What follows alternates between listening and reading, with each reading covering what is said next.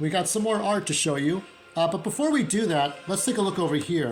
Now, I'm going to put the link in the description below. This is a fan movie. Well, actually, it's not a fan film. They had said this before. So, a little production company made a short 6-minute movie. It's actually an audition for Emily Ann Ashby, to do Teela, to play Teela in, it's Teela in the Netflix live-action Masters of the Universe movie. So, I'm going to show you a little bit, but we want to see Teela. I want to show you what Teela looks like here. It's really worth it. Hold on, let's... You really didn't think it'd be that easy, did you? I love that staff. Now, the prop's a little cheap, but it's great. She's got a great performance here. So, I'll put the link in the description below. Come and claim it. Yeah. Yeah, Emily and all the other, all those dudes, they did a great job. Good choreography. I wish he did more with the snake staff. Maybe that snake staff's a little delicate. That movie just came out yesterday, actually. So I was very happy to see that. Very happy. So, and also, I have to say, Rodrigo, I did you a solid. So my email's in the description. Check the description below. Now, let's move on to this more. So I think I remember where I left off. Let me see if I... Now, in Good Scout's honor, I did not look at the rest of this book until we got back to the video because I did not want to be surprised or worse for wear. So we stopped here last time. So let me show you a little bit more of the concept art for Trapjaw. Development concept art depicts the series Trapjaw's descending to consume material. Consume material and his ability to transmogrify his cybernetic arm into another weapon. Early Trapjaw. This is early Trapjaw concepts. Look at the claws on the middle guy. It's got the Wolverine claws. Look at that. That's something. And there's more Trapjaw here. Look at this. What is that? What is that? Holy shit. That would play to him as an inventor. So, hostility with his other iconic weapon. So you have the jaws kind of built in like shark jaws. Here's another idea. Look at that. So it shows you how the jaws would work. Terrifying stuff. I mean, Cronus is terrifying enough, but then you see his alter ego. Now, who's this bastard? If you want to learn the Rakaz, if you want to learn the extent of Rakaz's cruelty, look no further than the trophies he adorns his body with. The skulls of the vulture, tiger, spider on his chest will tell you volumes, but his bracers drive to the point home. Those claws are cringers ripped out. Oh, those claws are cringers? When he refused to fight his fellow tigers in Rakaz's pit. So this guy's a bastard. What a bastard. Who is this? Who is he? Why is there Beastman here? What does he have to do with Beastman? Let's see. I'm going to have to read some of this. The first development of Rakaz's turning into Beastman, commissioned years before the series went into production. Note the ram skull handle on his lash. And the first take on the Dark Master symbol, branded on their bodies. Oh, there's different concepts and ideas here. Look at that one to the far right. Look at this stuff. I don't know what that is. This is something right here. So, I'm probably not going to show this on TikTok. TikTok I got very few views for, so it's probably going to just stay on YouTube. I'll probably take a clip of it for Twitter. The power of Havoc unleashed the cruelty of Rakaz beyond even Skeletor's dreams. The result is a powerful, brutish minion with little intelligence and extreme aggression, which suits Skeletor just fine. So the original Beastman was just, he was a natural creature in the forests. Now it's a whole transformation bit. Everybody's transforming into something, right? Here are these different things. This is what he kind of looks like in his final form. A mix of a bear, gorilla.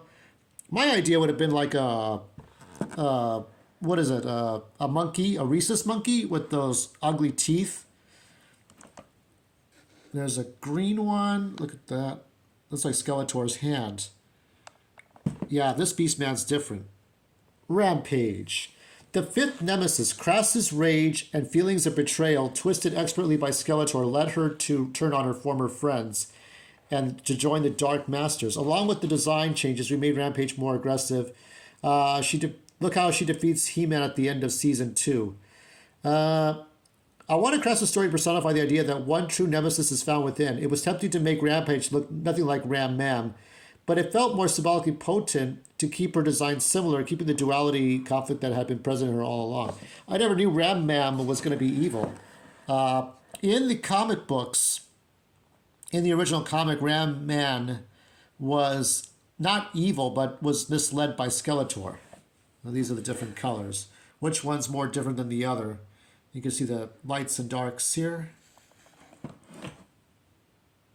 And who is Eldris? Eldris, 1,000 years ago, Eldris was the first sorceress, the guardian of Castle Grayskull. She guided the heroic King Grayskull as he wielded his freshly forged sword of power in the defense of Eternia.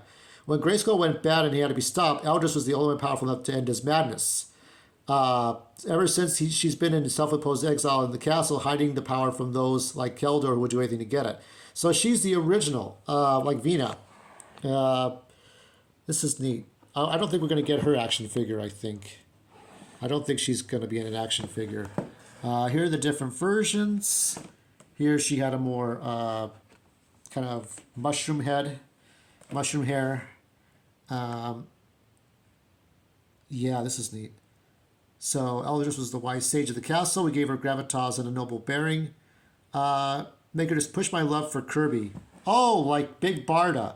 Oh, she was like Big Barda from the fourth world. So here are the citizens of Eternos. In order to spend our asset and model budget in more important places, we cut back on the variety of Eternos citizens, giving them a few base looks and adding various modular upgrades. Here we got these different people. They have a futuristic look. I mean, you could see this kind of look in 200 years. Gary the Dragonfly? What the fuck is this? Gary's just minding his own business in the Fright Zone when suddenly he's hit by a wave of havoc and turned to a monster. Oh, that kind of sounds like some of the past He-Man stories. Luckily, he's a very good-natured monster, except when he's hungry, but isn't that true for all of us? What is that thing? What is all that? It's his massive scale. Okay, kaiju, like the whole kaiju monster inspiration there. General Dolos, has he turned anybody? Poor General Dolos, he spends most of the first season either captive or mind controlled, and yet he isn't demoted or replaced. But to be honest, who would we replace him with? Tuvar, Badra, one of the other nameless guards who are obviously even less important. I worry for Randor's guards. I don't know much about what's happening. We know about Tuvar and Badra, right? Too bad. Maybe he becomes that Twistoid character where half of his legs are gone. He just spins around. Maybe he turns into that. The guards. What the hell is that? So these are the guards. Modernizing guard design. Is that all they're wearing? It looks like fucking Multibot or Modulok or whatever that is. Rigging of the armor marionette. I don't know what that is. What is this? These are other variations of the armor marionette. What the hell? This looks like Modulok or Multibot. I don't know what the logic of all this is. See this last one here? I don't know what that is. Okay, now we're looking at Tuvar and Badra. Obviously, if you are familiar with your lore, at least the 2000X lore. For the last time, this is also simple. Badra and Blue both begin with B, so that means Badra is not the blue one. Tuvar is the blue one, and Badra is the purple one. Obviously, I feel like I'm the only one who's sane around here. I don't know, but we see them, but what happens? What do they become? Like, we know what they become, right? We hope, we think. It's interesting, right? This is like 40 years later. I mean, kind of think about it. When Spider-Man, because Spider-Man was created in 1962, and it was like 40 years they created Ultimate Spider-Man. Not Miles Morales. Miles Morales would come later. But like Ultimate Spider-Man was around. So this is like Ultimate He-Man, sort of. And here we got the Hand Witch. She's good with her hands. Manny Faces, I've shown you Manny Faces, is wary of any incursion into the domain. He employs a cadre of hand witches to defend the tunnels.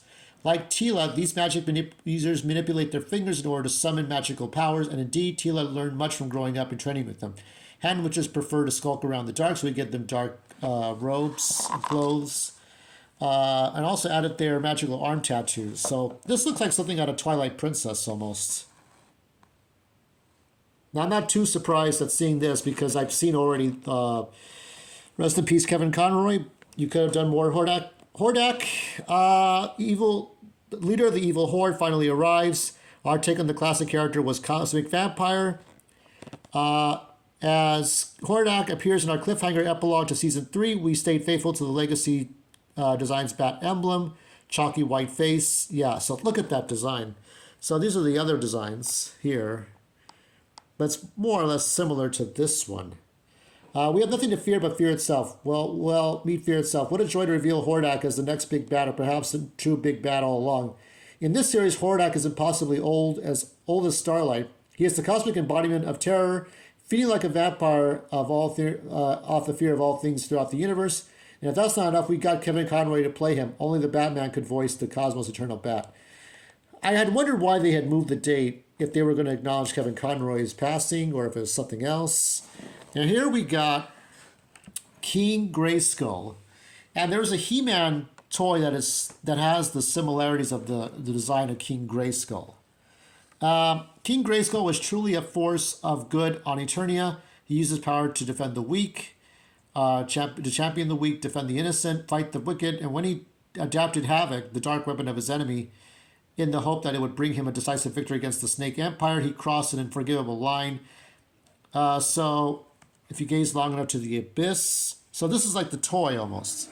Here is, for Dark King Grayskull, of course, we try to bridge the gap between Grayskull and Skeletor.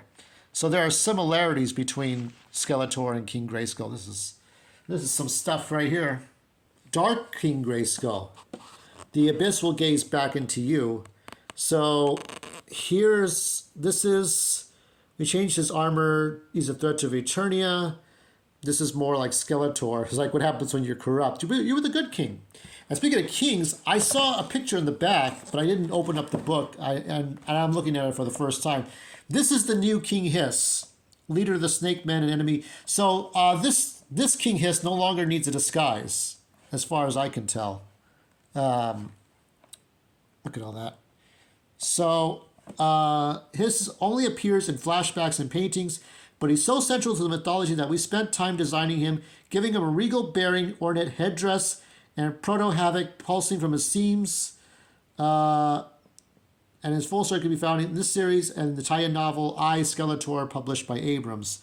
There's some like scholastic books, but I really wish we can get some comic books. We got to see these ones right here. There's the king. There's the King Randor. You may not be the King Randor I remember, but you are the king all the same. To Randor, the winged lion of the crest sums up his reign. He must be strong like a lion. Okay. To keep the power of Grayskull. Randor's design needed to feel warm but imposing, with a shape that stood in sharp opposition to that of his brother Keldor. So very regal, very much like what King Grayskull was, but not like Keldor. So I like that there's corruption in good and bad, and how do you be a good guy? Kitty, Cringer's nephew, Kitty. You gotta have the childish characters, not just Orco, right? Supposed to be. His real name is Kadam, and he has a few older brothers who nicknamed him Kitty. They were supposed to be in the show. Budgets are worse than Poacher bots. Luckily, the full family baby cats appear in the tie-in graphic novel. I still haven't seen graphic novels. I mostly see like the little books, but I would like to see comic books. Can we get some comic books like Image or some shite? And hopefully Mattel doesn't cancel it this time. And what have we here? That's right. Manny Faces. So, Manny Faces, let's take a look. Not as blue as the figure, but let's see. So, it's a little bit green. Yeah. Okay, let's take a look. Many faces.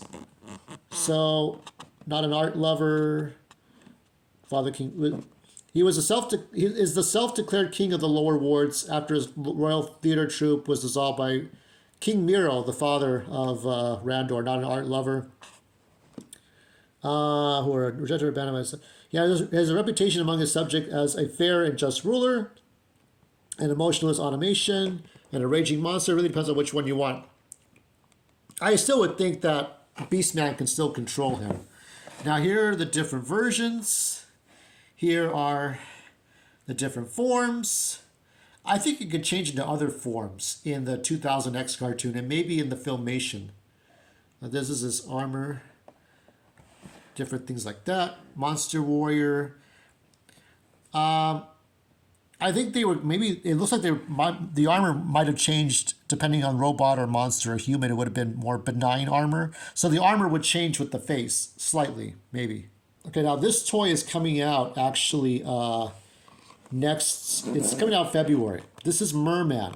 Merman's the king of Leviathan, the king of the merfolk. Yeah, this Merman looks like fucking freaky compared to the past Merman. Remember, Merman had these big eyes and a cowardly face, and so fucking train. Here he is in red. Original sketch. Hilarious expressions. He had those hilarious expressions. And then down here he's got this. I like the glow in the dark part. I mean, because that way he can people can see him in the deep depths of the ocean with a big water pressure. What is that? It looks like Squirta. Squeetra. I don't know if she squirts. Oh, it's Mosquito. Yeah, it's like from the Horde. Mosquito and her bandits are notorious for robbing and terrorizing the travelers of the Badlands. Any shiny trinkets or worthless currency she gives them directly to her gang. She only cares about power. Our director, Lubo Arsov, treated her wonderfully as a horror movie villain in some terrifying shots, like when Moss is hovering above Ram Man. Ma'am. Sorry, I'm old. Like, I keep wanting to say Ram Man. There's the bandit. This is a bandit right here. It looks like Martian Manhunter a bit. And we got another design for the bandit. Yeah, this is based on Mosquito from, or Mosquitor. Actually, it's Mosquitor from the Horde. Oh, Mega Snake. This is the end game of the Signal of Hiss. To create a giant amalgam of snakes that no one Eternals can withstand. This looks like Serpos, almost. As the Omega Snake is a living effigy of the ruler of all Serpos. If you listen carefully during the scene of the Omega Snake is born, you can hear all the snake men chanting the name Hiss, Hiss, Hiss. Okay, that's kind of cool. This is like their version of Serpos that the Faceless one used to control. I don't know if the Faceless one exists in this. I have not looked at any of the rest of this book. I am looking at this at the same time as you all. All right, this one's fun. This is Orco. This fucking Orco. So he started off as any old robot, and then he got so unlike the classic Orco, who's an incompetent magician, Orco is an incompetent robot who thinks he's a magician. Big difference. We designed Orco and RKO bots, RKO, in tandem to make sure that both versions are unique silhouettes of personalities while coming from the same root design. So there is no magician. This is who he always is. He didn't come from Trala. So there is no Orco in this universe, in the multiverse of Masters of the Multiverse, you know. So these are like different ones. You got the Johnny Five inspiration here. Look at that. That's something. We'll look at a couple more. Okay, here's an alternate look at Orco. Okay. Orco the Great. We are so happy to be able to include this little guy in our show, especially as a mentor for young Orco. Wait a minute. Okay, wait. Our designs were really meant to evolve the classic Orco, but Jeff added this signature cheeky curve ball when he gave Orco some legs. No, that can't work. That cannot work.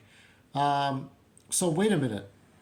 I don't understand. This is the new Orco, or what is this? Orco the Great. So he's from Trala. There's an actual Trall in here. I don't know anymore. I don't know what's going on. I don't know this show. Poacher bots. These beast deployed poacher bots come in lots of colors. Here are the colors. The classic bot is on the bottom right of this page. Look at this rainbow one here. The basic bot. Oh, this is the basic one. And please, every year on Duncan and Skeletor's birthday, join us in remembering our lost friend, R.I.P. Pinata Bot. I don't know what that is. Here are the different designs. Now, of course, you see this lovely lady here. Let's show Queen Marlena. That is fantastic. Queen Marlena, let's see. Queen Marlena design conveys the warmth of her character. In our series, she is seen only in the palace family portraits, where his expression is rather dour. This raises two questions. Where is Marlena, and what could possibly have troubled this kind queen? I think Emily Ashby could play this Marlena, if she doesn't get to play Teela. If they do a live-action version of this universe, Emily Ashby could play this Queen Marlena. Where's Marlena now? So what happened to her? In the tie-in novel, Abrams, we learned that she was an astronaut from Earth who crash landed on Eternia. So same origin as before, but we don't know what happened to her. Maybe the Horde got her. Okay, these are the Snake Warriors. These are all the Snake Warriors. What the fuck are these? What are these? Look at these. What are these? Of the Rattler. This is Rattler. Rattler has massive bruiser class. What the fuck is this? It's like steroids. This is Rattler, the general. 2 pairs of claws, 2 pairs of hands, clawed feet, and a powerful tail. The Rattler attacks its target with mindless aggression until one of them is destroyed. This is Lasher. This is Tongue Lasher. This is Lasher. Are the ranged attackers of the Snake Warrior army capable of brewing up their own toxic venom and spewing at enemies over vast distances? Their venom is particularly dangerous as it's more corrosive. Oh, shit. Serpos. The Serpos are the foot soldiers. Okay, these are the warriors. So, like the Snake Warriors you see in the original toys. And they're going to make those soon. I might get those in the Skeleton Warriors. King Grayskull even more exhaustible in their Sigil resurrected state. Like the other snakes, the Serpos are literally busting at the seams of Proto-Havoc. Okay, let's show one more. Okay, last one for tonight. This is Stratos. Very different Stratos. Kind of an Afro-American, or Afro, we'll just say Afro, because there's no real, what can you say, right?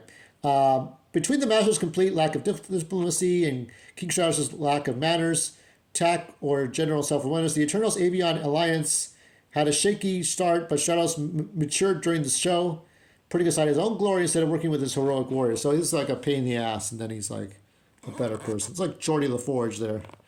So, like the wings, has as hidden all over on his forehead, on his chest. Yeah, I don't know what that means. Silhouette, Seek. Okay, so here are the different versions they were going to go with. They were going to go with this sort of bird version, red wings. I don't know what that is. It might be a larger size. Artificial bladed energy, like the Falcon from the Avengers. So these are the different ones. Skyblade power weapons in a master form, consisting of sky effects. But he decided Stratos worked better as an outside ally. Yeah. It's always the outsider, always the outcast. All right. So tomorrow we'll do more. That was something to me.